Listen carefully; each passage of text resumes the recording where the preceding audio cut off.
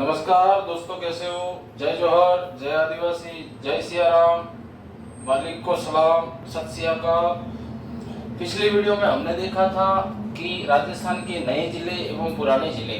मैंने बताया था कि राजस्थान के नए जिले, पहले तो मैंने बताया था कि 26 जिलों से लगा के 33 जिलों तक कैसे बने, कौन मुख्यमंत्री था और कब बने, कौन सी तारीख को बने। उसके बाद में मैंने 33 जिलों के बाद में 50 जिले मैंने रटवाए थे। उसमें मैंने ये बताया था कि 33 से लगा के 50 जिले किस प्रकार से बने और राजस्थान के नक्शे में इनकी स्थिति कहाँ पे है, किस प्रकार से और कौन से जिले से अलग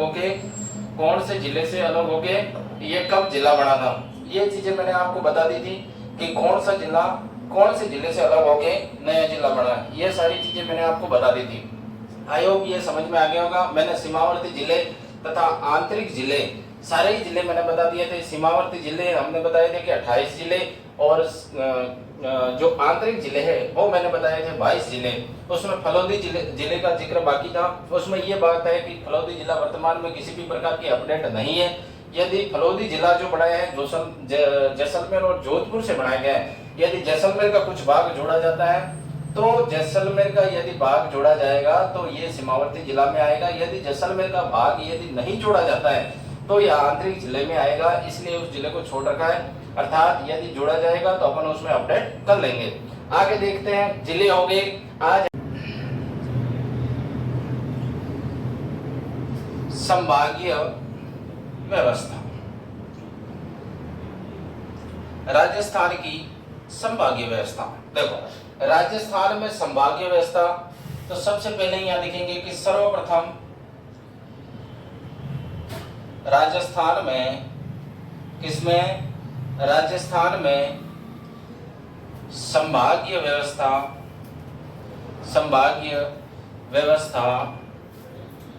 1949 ईस्वी में प्रारंभ होती है।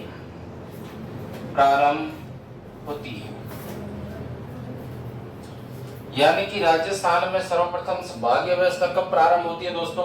1949 में। मैंने यहाँ हेडिंग डाली है कि राजस्थान की संभागीय व्यवस्था। पहले लिखा है सर्वप्रथम राजस्थान में संभागीय व्यवस्था 1949 ईस्वी में प्रारंभ होती है। जब 1949 में संभागीय व्यवस्था प्रारंभ होती है तब राजस्थान में 5 संभाग हुआ करते थे। कितने संभाग हुआ करते थे? 5। पहला जो संभाग था जिसका नाम है जयपुर। कौन सा संभाग है दोस्तों? जयपुर संभाग। दूसरा जो संभाग है जिसका नाम है जोधपुर संभाग। तीसरा संभाग है जिसका नाम है बीकानेर संभाग। और चौथा संभाग है जिसका नाम है उदयपुर संभाग। और पांचवा जो संभाग है जिसका नाम है कोटा संभाग। इसका मतलब दोस्तों क्या हो गया कि जब संभागीय व्यवस्था प्रारंभ हुई थी 1949 में, जब संभागीय व्यवस्था प्रारंभ हुई थी उस समय राजस्थान में कितने संभाग हुआ करते थे? 5 संभाग।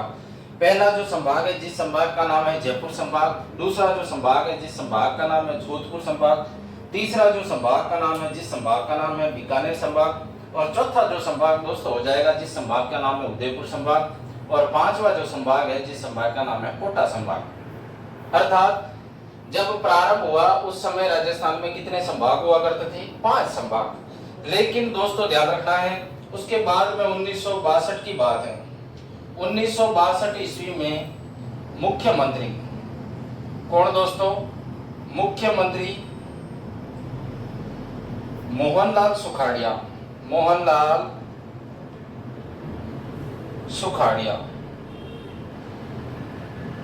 1962 में मुख्यमंत्री कौन हुआ करते थे? मोहनलाल सुखाड़िया। तथा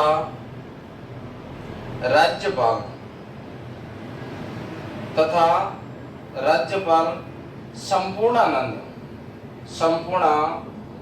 के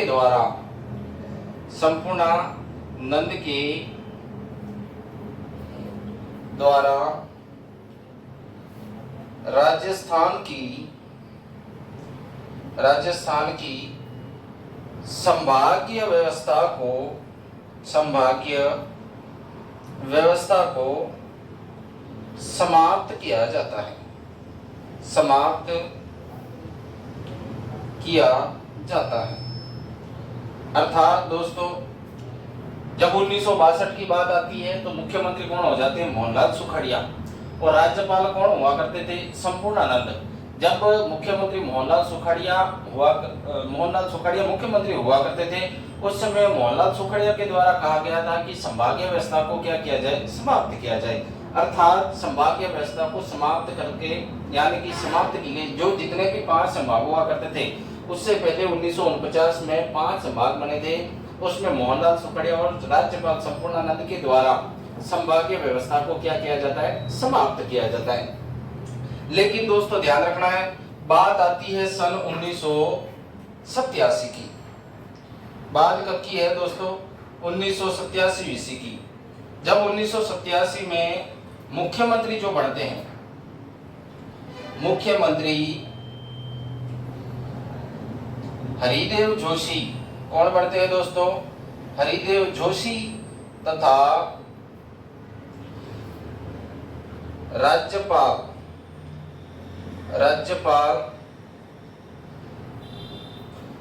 बसंतराव पाटिल के द्वारा संभागीय व्यवस्था को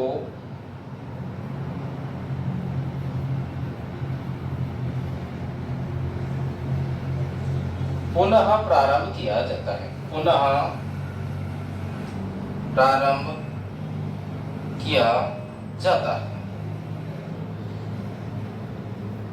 देखो, मोहनलाल सुखड़िया जी क्या कह रहे हैं कि संभागीय व्यवस्था को खत्म की जाए, यानी कि मोहनलाल सुखड़िया जो कह रहे हैं कि संभागीय व्यवस्था राजस्थान में खत्म किया जाए, संभागीय व्यवस्था को बदल की होनी है, राजस्थान में संभागीय व्यवस्था को हटा दी जाए। लेकिन जब मुख्यमंत्री कौन बनते हैं? 1987 की बात आती है, जब मुख्यमंत्री बनते हैं हरिदेव जोशी, यानी कि उस समय मुख्यमंत्री कौन हुआ करते थे? हरिदेव जोशी। और राज्यपाल हुआ करते थे राज्यपाल हुआ करते थे बसंतराव पाटिल के द्वारा संभागीय व्यवस्था को पुनः प्रारंभ किया जाता है। अर्थात हरिदेव जोशी का कहना है कि नहीं, यह संभागीय व्यवस्था खत्म करना गलत बात है। अर्थात इनका कहना है कि संभागीय व्यवस्था ये जो खत्म की है वो गलत बात है और संभागीय व्यवस्था को पुनः प्रारंभ की जानी चाहिए। तो हरिदेव जोशी के द्वारा संभागीय व्यवस्था को पुनः प्रारंभ की जाती है और हरिदेव जोशी के द्वारा 5 संभाग पहले के और एक संभाग नया बनाया जाता है, जिस संभाग का नाम है अजमेर संभाग। जिस संभाग का नाम क्या है दोस्तों? अजमेर संभाग। यानी कि 5 संभाग तो पहले से ही थे और दूसरा जो नया बनाएंगे, जिस नए संभाग का नाम क्या है? अजमेर संभाग। इतना उतार लें, 30 सेकंड का समय, उसके बाद में आगे चर्चा करता हूं।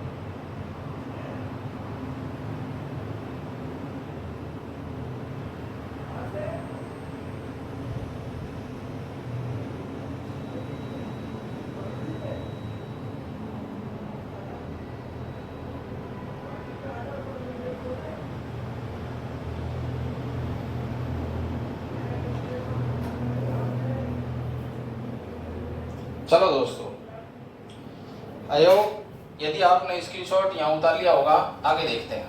देखो, सबसे पहले मैंने क्या लिखा है कि राजस्थान में संभागीय व्यवस्था प्रारंभ कब होती है? 1949 ईस्वी में प्रारंभ होती है।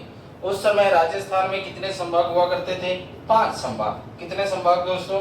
5 संभाग। सबसे पहला संभाग जयपुर, दूसरा संभाग जोधपुर, तीसरा संभाग बीकानेर, चौथा संभाग उदयपुर, 5वां संभाग कौन सा था? कोटा संभाग। लेकिन बात आती है 1962 में, जब मुख्यमंत्री कौन हुआ करते थे? मोहनलाल सुखड़िया। और राज्यपाल कौन हुआ करते थे? संपूर्णानंद। इनके द्वारा संभागीय व्यवस्था को क्या किया जाता है? खत्म किया जाता है। उसके बाद में 1987 में मुख्यमंत्री हैं हरिदेव जोशी, और उस समय राज्यपाल जो थे वो संपूर्णानंद थे। इनके द्वारा संभागीय व्यवस्था को पुनः प्रारंभ की जाती है। जब प्रारंभ की जाती है तो हरिदेव जोशी के द्वारा संभागीय व्यवस्था पुनः प्रारंभ के समय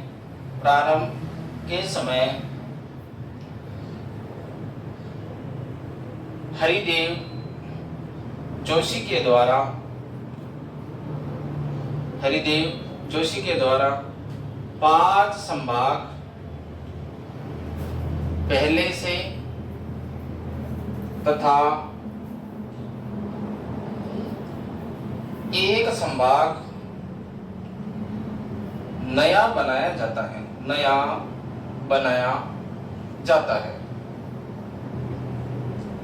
जो नया संभाग बनता है, जिस संभाग का नाम है अजमेर संभाग।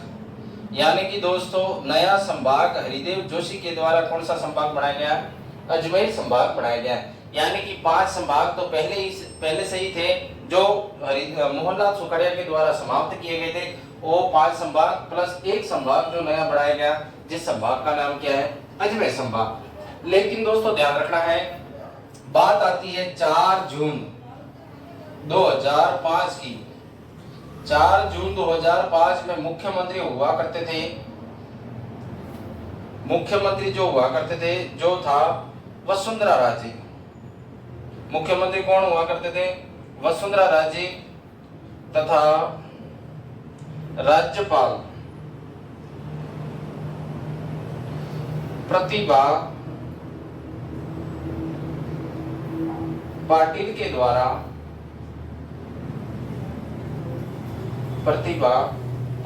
द्वारा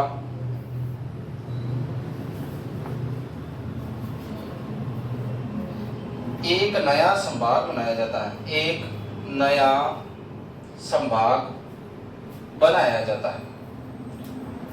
क्या बनाया जाता है? एक नया संभाग बनाया जाता है, जिस संभाग का नाम है भरतपुर संभाग।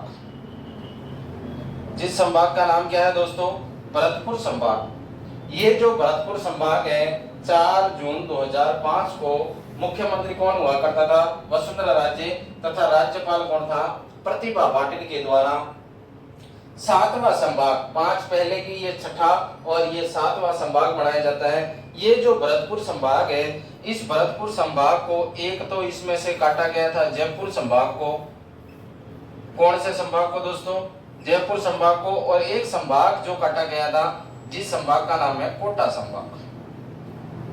इन 2 संभागों को काट के भरतपुर संभाग बनाया गया था।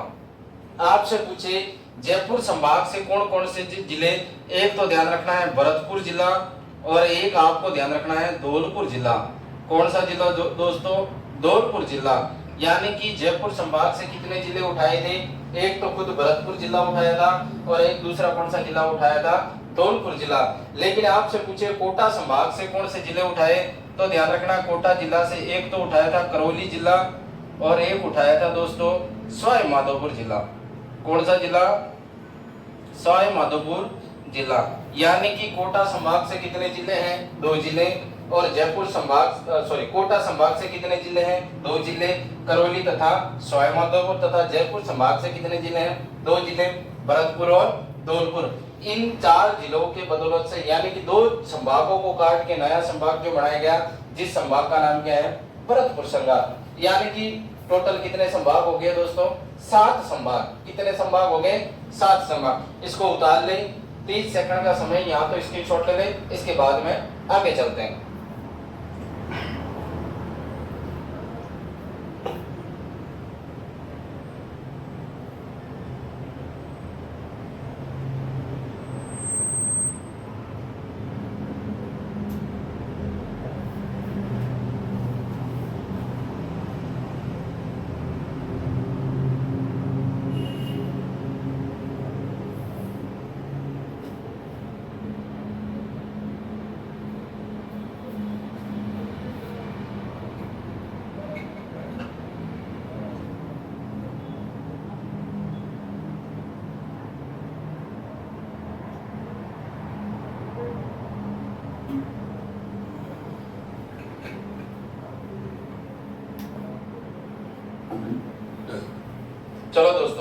चलते आगे।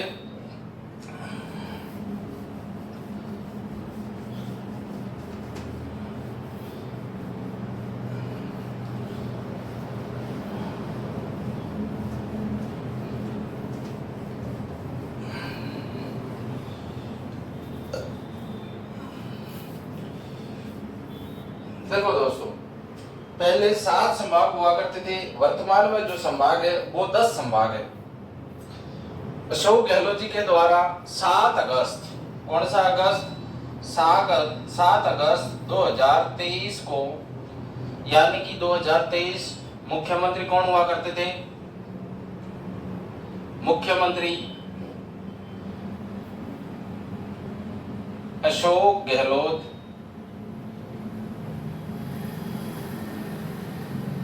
तथा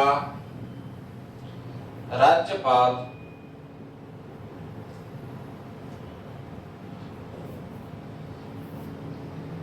कलराज मिश्र के द्वारा। राज्यपाल कौन है दोस्तों, कलराज मिश्र के, हाँ, 7 अगस्त 2023 को मुख्यमंत्री अशोक गहलोत तथा राज्यपाल कलराज मिश्र के द्वारा 3 संभाग, कितने संभाग, 3 संभाग नए बनाए जाते हैं, 3 संभाग नए बनाए जाते हैं,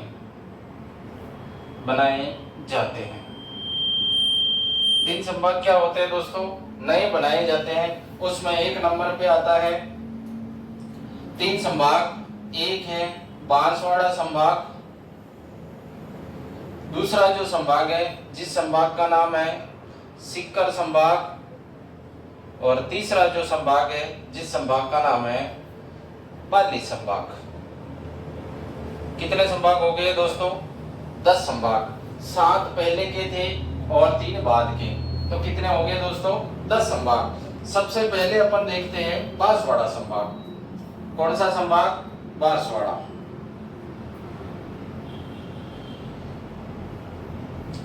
बांसवाड़ा जो संभाग है, बांसवाड़ा संभाग किस संभाग को तोड़ के बनाया गया है दोस्तों, तो ध्यान रखना है, बांसवाड़ा संभाग उदयपुर संभाग को तोड़ के बनाया गया है। उदयपुर संभाग को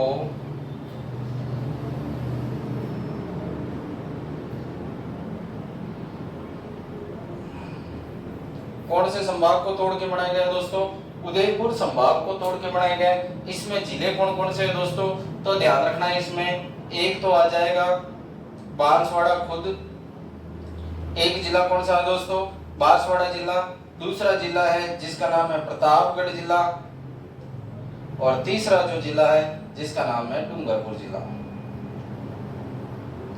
यानी कि बांसवाड़ा संभाग में टोटल कितने जिले दोस्तों, 3 जिले। बांसवाड़ा जिले का निर्माण कौन से संभाग को तोड़ के बनाया गया, उदयपुर संभाग को। बांसवाड़ा संभाग में कितने जिले हैं, 3 जिले। सबसे ऊपर बांसवाड़ा, फिर प्रतापगढ़, फिर कौन सा है, डूंगरपुर। यहाँ देखो दोस्तों, दूसरा जो संभाग था, दूसरा संभाग का नाम है सीकर संभाग। कौन सा संभाग है दोस्तों, सीकर संभाग। ध्यान रखना है, सीकर संभाग को 2 संभागों से तोड़ा गया था। एक संभाग तो है जयपुर संभाग, एक कौन सा संभाग है दोस्तों, जयपुर संभाग, और दूसरा संभाग है जिस संभाग का नाम है बीकानेर संभाग। एक संभाग कौन सा हो जाएगा दोस्तों, जयपुर संभाग, और दूसरा जो संभाग हो जाएगा दोस्तों वो कौन सा संभाग हो जाएगा, बीकानेर संभाग। यानी कि जयपुर संभाग और बीकानेर संभाग को तोड़ के कौन सा संभाग बनाया गया है, सीकर संभाग बनाया गया। कौन सा संभाग है दोस्तों, सीकर संभाग। देखो कौन कौन से जिले लिए गए हैं, इस चीज पे चर्चा करते हैं।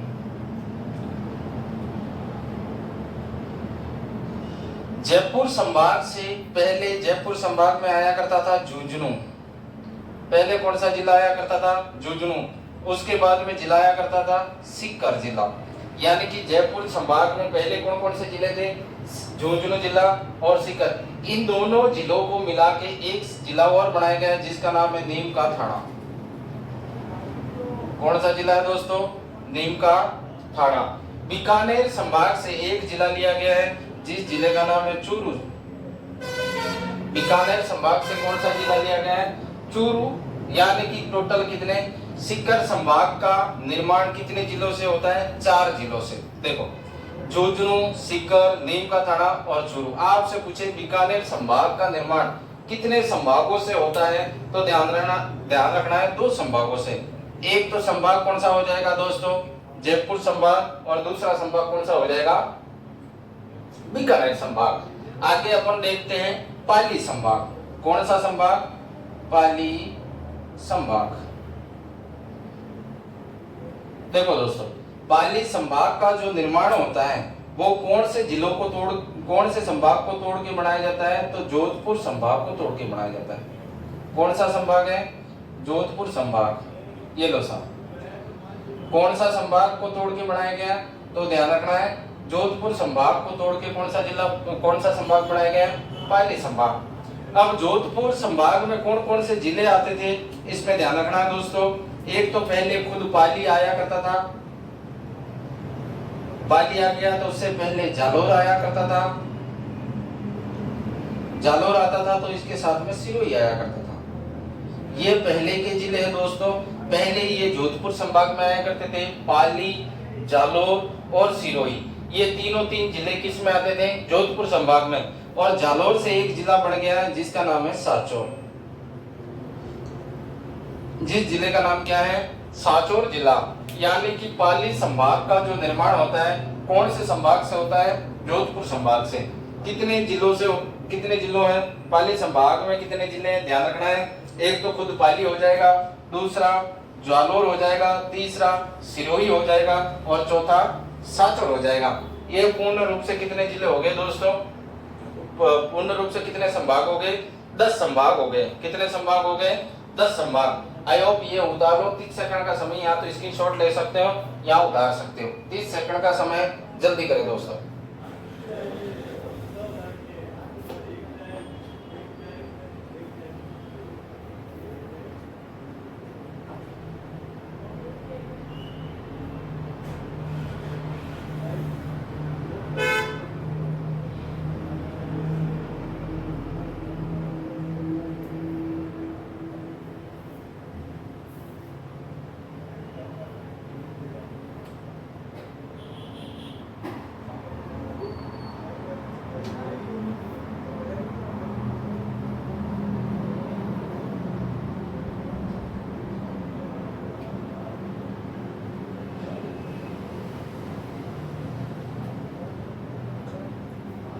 चलो दोस्तों आगे देखते हैं। मैंने क्या बताया? 7 अगस्त 2023 को अशोक गहलोत जी और राज्यपाल कौन? कलराज मिश्र के द्वारा राजस्थान में 3 संभाग नए बनाए जाते हैं। कितने संभाग दोस्तों? 3 संभाग। एक तो है बांसवाड़ा संभाग, दूसरा है पाली संभाग, तीसरा है सीकर संभाग। आपसे पूछे बांसवाड़ा संभाग का निर्माण कौन से संभाग से हुआ है, तो ध्यान रखना है उदयपुर संभाग से। कौन से संभाग से? उदयपुर संभाग से। आपसे पूछे बांसवाड़ा संभाग में कितने जिले हैं, तो ध्यान रखना एक तो खुद बांसवाड़ा है, दूसरा प्रतापगढ़ है और तीसरा कौन सा है? डूंगरपुर है। आपसे पूछे सीकर संभाग का निर्माण कौन से संभाग से हुआ है, तो ध्यान रखना एक तो जयपुर संभाग है और दूसरा बीकानेर संभाग है। जयपुर संभाग से कौन कौन से जिले लिए गए, तो जयपुर और सीकर लिए गए। और तीसरा जो इन दोनों से मिलकर एक जिला बना है, जिस जिले का नाम क्या है? नीम का थाना। बीकानेर संभाग से जो जिला लिया गया है, जिस जिले का नाम है चूरू जिला। इस प्रकार से 4 जिले हो गए। कौन सा संभाग बन गया? सीकर संभाग। पाली संभाग की बात करें तो कौन से संभाग से बना है? जोधपुर संभाग से। पाली में देख ले तो पाली खुद है, जालोर और सिरोही। और जालोर से एक जो नया जिला बना है, जिस जिले का नाम है सांचौर जिला, वो भी कौन से संभाग में आता है दोस्तों? पाली संभाग में आता है। आगे देखो दोस्तों, एक मैं आपको एक चीज और बताता हूँ, नोट लगा के लिखना है कि जो भीलवाड़ा है, भीलवाड़ा जिला, कौन सा जिला? भीलवाड़ा जिला पहले अजमेर संभाग में आया करता था। अजमेर संभाग में आता था। कौन से संभाग में आता था? अजमेर संभाग में आता था, लेकिन भीलवाड़ा से एक जिला बना है जिस जिले का नाम है शाहपुरा। यानी कि भीलवाड़ा जिले से एक जिला बना है जिस जिले का नाम क्या है, शाहपुरा जिला। जो शाहपुरा जिला है वर्तमान में, यानी कि वर्तमान में शाहपुरा जिला वर्तमान में अजमेर संभाग में आता है। कौन से संभाग में आता है दोस्तों, अजमेर संभाग में आता है।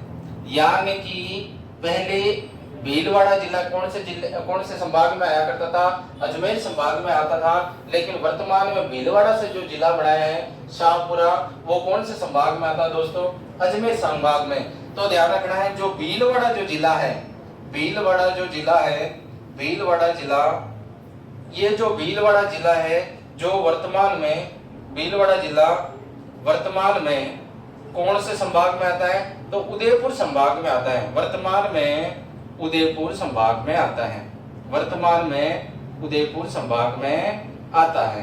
कौन से संभाग में आता है दोस्तों, उदयपुर संभाग में आता है। ये चीज आपको नोट लगा के लिख रहा है कि पहले जो भीलवाड़ा था वो अजमेर संभाग में था, और भीलवाड़ा जिले से एक जिला बना है जिस जिले का नाम है शाहपुरा। शाहपुरा वर्तमान में अजमेर जिले में पड़ता है, और पहले भीलवाड़ा अजमेर जिले में पड़ता था, और भीलवाड़ा वर्तमान में कौन से संभाग में, पहले भीलवाड़ा अजमेर संभाग में पड़ता था, और वर्तमान में जो भीलवाड़ा है, भीलवाड़ा जो जिला है वो कौन से संभाग में पड़ता है, उदयपुर संभाग में पड़ता है। इतना उतार लो, फिर आगे चलते हैं जल्दी।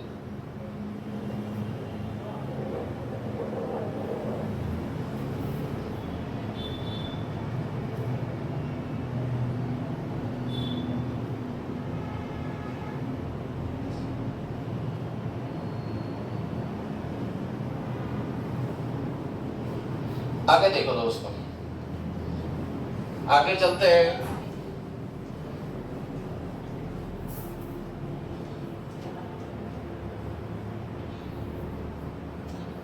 आगे अब देखेंगे राजस्थान की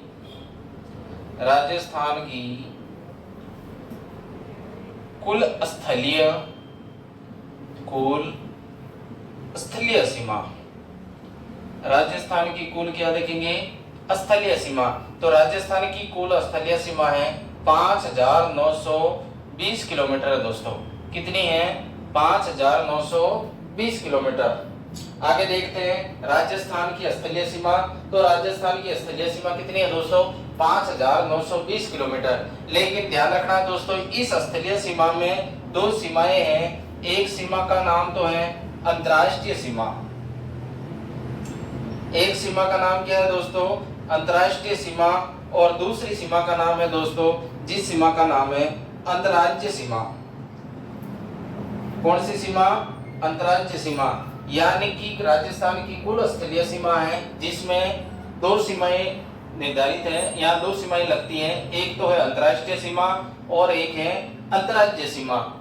राजस्थान की कुल स्थलीय सीमा की कितनी लंबाई है, तो ध्यान रखना दोस्तों कितनी है, 5920 किलोमीटर। लेकिन आपसे ये पूछे कि राजस्थान में अंतर्राष्ट्रीय सीमा की कितनी लंबाई है, तो ध्यान रखना है 1070 किलोमीटर।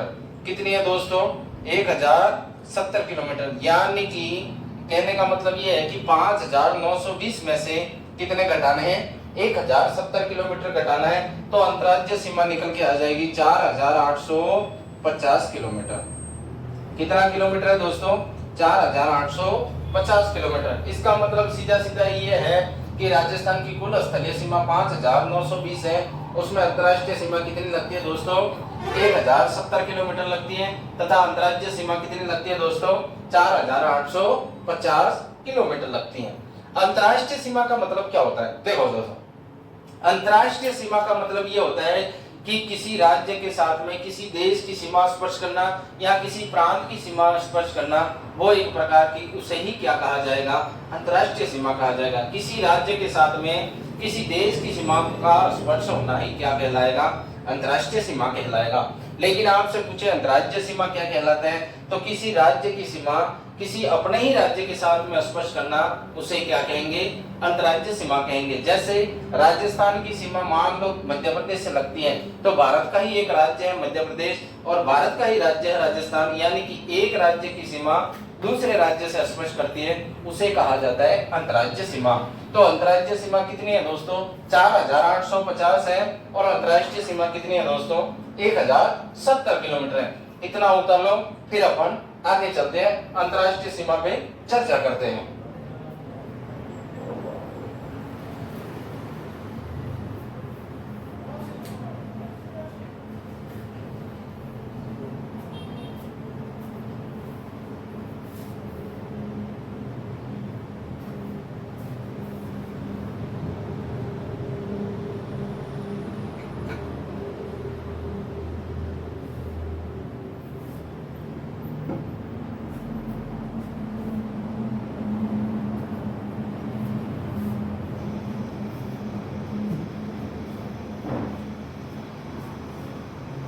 चलो दोस्तों चलते आगे, अंतर्राष्ट्रीय सीमा के ऊपर चर्चा करते हैं।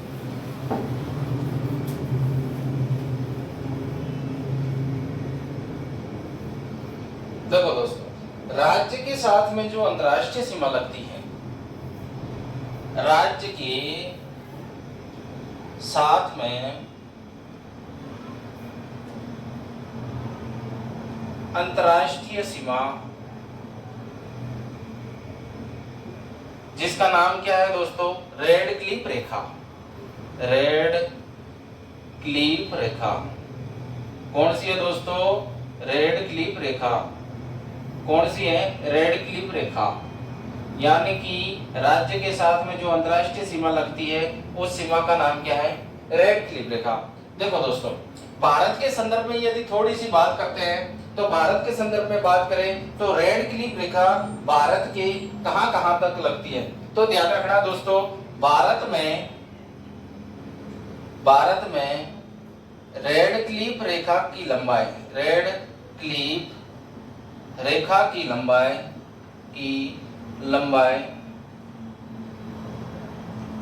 भारत में रेड क्लिफ रेखा की लंबाई, ध्यान रखना दोस्तों, क्या पूछ रहा है ये कि भारत में रेड क्लिफ रेखा की लंबाई कितनी है, तो ध्यान रखना है कि भारत में रेड क्लिफ रेखा की लंबाई कितनी है, 3323 किलोमीटर। कितनी है, 3323 किलोमीटर।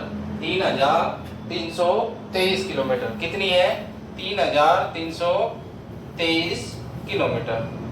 कितनी हो जाएगी दोस्तों, भारत में रेड क्लिफ रेखा की लंबाई कितनी है, तो ध्यान रखना है 3323 किलोमीटर। आपसे पूछे कि भारत में रेड क्लिफ रेखा कितने राज्यों से स्पर्श करती है, तो स्पर्श की बात करें तो भारत में रेड क्लिफ रेखा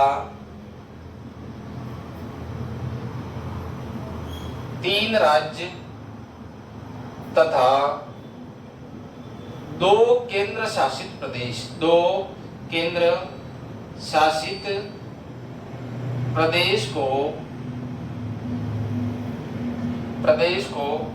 स्पर्श करती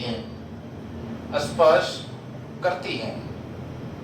देखो दोस्तों, 3 राज्य कौन कौन से हैं, एक राज्य है जिसका नाम है पंजाब, एक राज्य है जिसका नाम है राजस्थान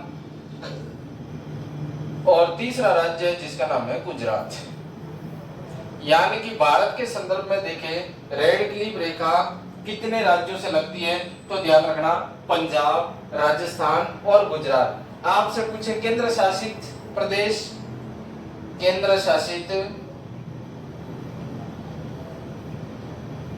पूछे तो ध्यान रखना जम्मू कश्मीर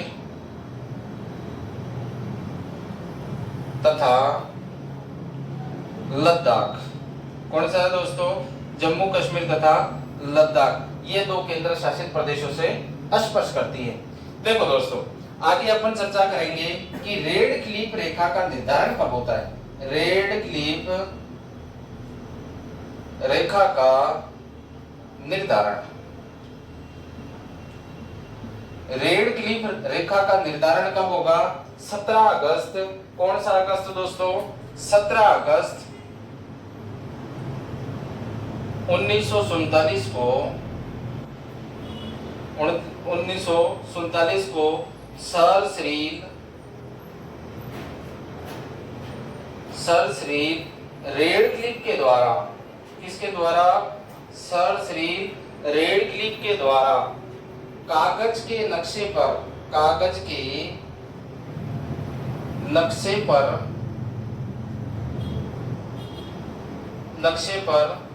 निर्धारित किया जाता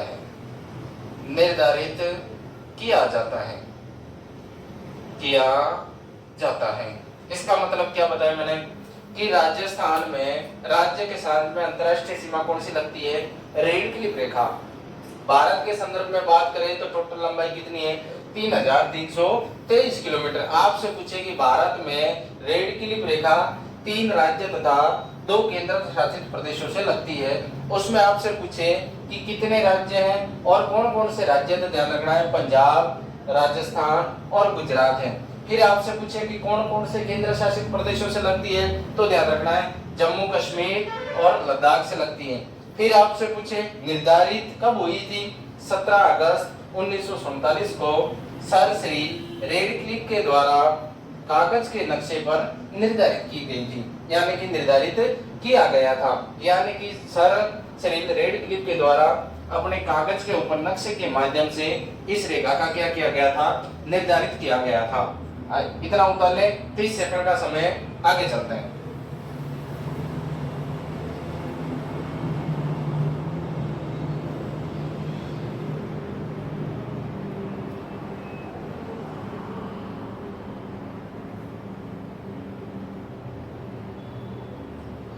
चलो दोस्तों आगे चलते हैं।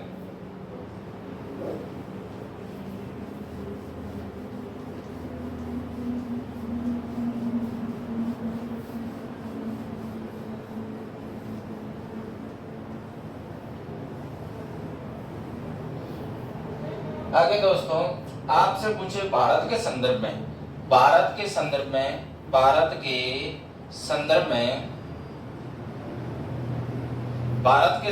पूछे कि सर्वाधिक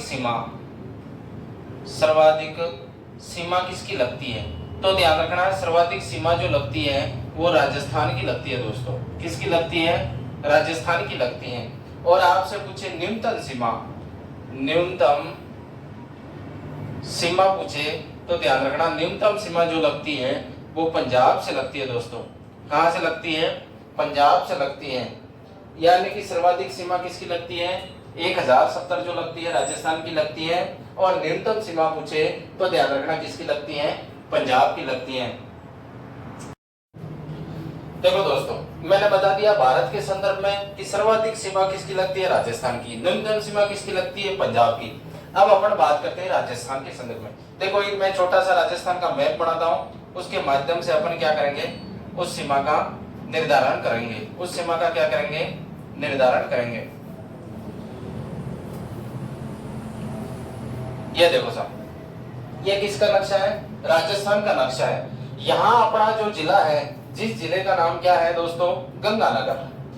यहाँ जो जिला है, जिस जिले का नाम है गंगानगर। गंगानगर में एक क्षेत्र याद रखना है हिंदूमल कोट।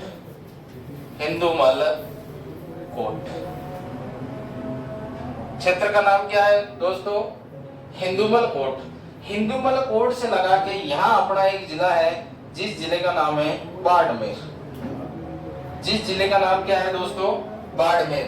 यानी कि गंगानगर से लगा के बाड़मेर तक के, यानी कि गंगानगर में क्षेत्र कौन सा है? हिंदूमल कोट। और हिंदूमल कोट से लगा के कहां तक याद रखना है? बाड़मेर तक याद रखना है। यानी कि बाड़मेर में आपको कुछ जगह याद रखनी है, जिसमें एक तो गांव याद रखना है, जिस गांव का नाम है बलगांव। इसमें एक गांव का नाम याद रखना है बलगांव। कौन सा गांव याद रखना है दोस्तों? बलगांव। एक नाम याद रखना है दोस्तों पाखासर। एक नाम और याद रखना है जिसका नाम है शाहगढ़। ये सारे के सारे क्षेत्र कहाँ के हैं दोस्तों? बाड़मेर के क्षेत्र हैं। सारे के सारे क्षेत्र कहाँ के हैं दोस्तों? बाड़मेर। यानी कि यहां से लगा के यहां तक, गंगानगर से लगा के इंदुमल कोट तक इसकी लंबाई कितनी है दोस्तों? 1070 किलोमीटर। यानी कि अंतर्राष्ट्रीय सीमा जो राजस्थान के साथ में जो लगती है 1070 किलोमीटर, वो कहां से कहां तक लगती है? तो गंगानगर में हिंदुमल कोट से लगा के बाड़मेर में, ध्यान रखना है, बलगाव, बाकासर और शाहगढ़ तक पाकिस्तान की जो सीमा लगती है वो कितनी लगती है? 1070 किलोमीटर लगती है। देखो दोस्तों, यहाँ पे जो गंगानगर के बाद में अपना जो नया जिला जो बना है, जिस जिले का नाम है अनूपगढ़। कौन सा जिला है दोस्तों? अनूपगढ़ जिला। और अनूपगढ़ जिले के बाद में यहाँ जो जिला है, जिस जिले का नाम है बीकानेर। जिस जिले का नाम क्या है दोस्तों? बीकानेर। और यहाँ पर जो जिला है, जिस जिले का नाम है जैसलमेर। कौन सा जिला है दोस्तों? जैसलमेर। कितने जिले हो गए? 1 2 3 4 और 5 जिले। वर्तमान में अंतर्राष्ट्रीय सीमा को स्पर्श करने वाले राजस्थान के कितने जिले हैं दोस्तों? 5 जिले। आपसे पूछे कि पाकिस्तान, इस साइड में कौन सा देश है दोस्तों? पाकिस्तान। पाकिस्तान के कितने जिले स्पर्श करते हैं? तो ध्यान रखना दोस्तों, 9 जिले। कितने जिले स्पर्श करते हैं? 9 जिले। ये ध्यान रखना है। कितने राज्य स्पर्श करते हैं? तो एक राज्य का जिसका नाम है पंजाब प्रांत, एक तो कौन सा है? पंजाब, और एक आपको याद रखना है सिंध प्रांत। कौन सा प्रांत? सिंध प्रांत। इसमें सिर्फ दोस्तों आपको ये याद रखना है कि सबसे ज्यादा जो सीमा लगती है, यानी कि राजस्थान के साथ में जो सबसे ज्यादा जो सीमा लगती है, उस सीमा का क्या नाम है? तो सबसे ज्यादा जो सीमा लगती है वो बहावल नगर की लगती है, और सबसे कम जो सीमा लगती है वो उमरकोट की लगती है। किसकी लगती है दोस्तों? उमरकोट की लगती है। यानी कि आपसे ध्यान रखना है, पाकिस्तान के जो 9 जिले हैं, पाकिस्तान के जो 9 जिले हैं, यानी कि पाकिस्तान के जो 9 जिले हैं वो कौन कौन से हैं? तो ध्यान रखना दोस्तों, पाकिस्तान के जो 9 जिले हैं, एक तो है उसमें बहावल नगर, दूसरा जो जिला है जिसका नाम है बहावलपुर। कौन सा है दोस्तों? बहावलपुर। और तीसरा नाम है जिसका नाम है घोटकी। चौथा जो जिला है जिसका नाम है सुक्कर। और 5वां जो जिला नाम है जिसका नाम है संगर। और छठा जो जिला नाम है जिसका नाम है उमरकोट। और 7वां जो जिला नाम है जिसका नाम है थारपाकर।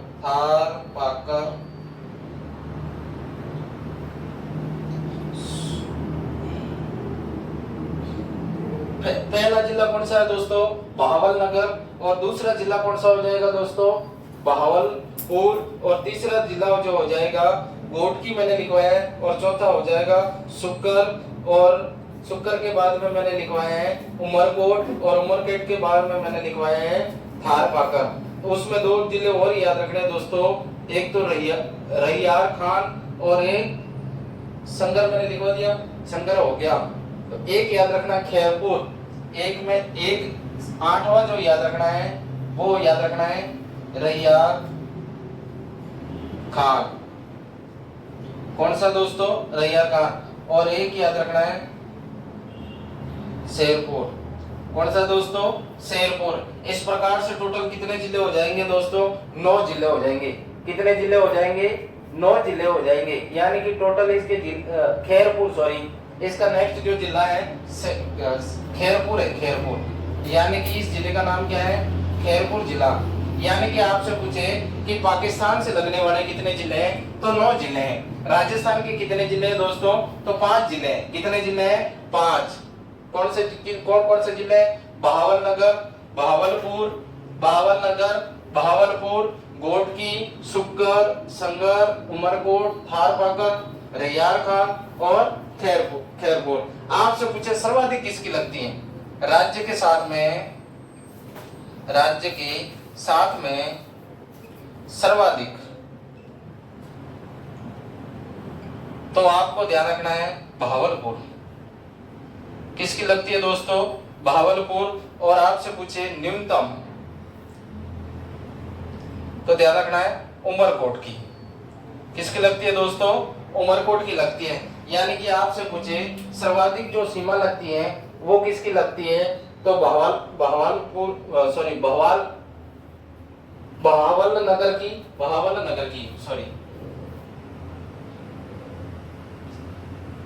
नगर है यहाँ पे, बहावल नगर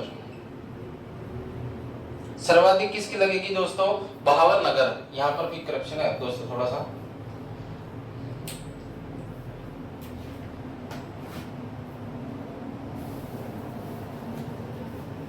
और यहाँ पर भी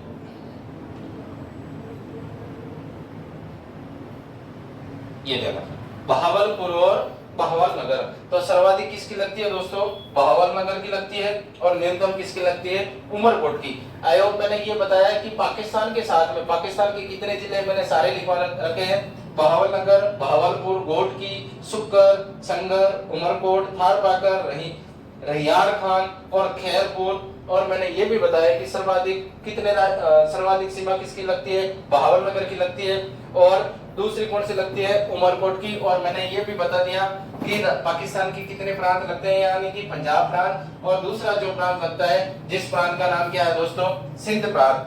आज यहाँ तक ही खत्म करते हैं, कल आज इसके आगे बड़ा देखेंगे दोस्तों। ठीक है दोस्तों।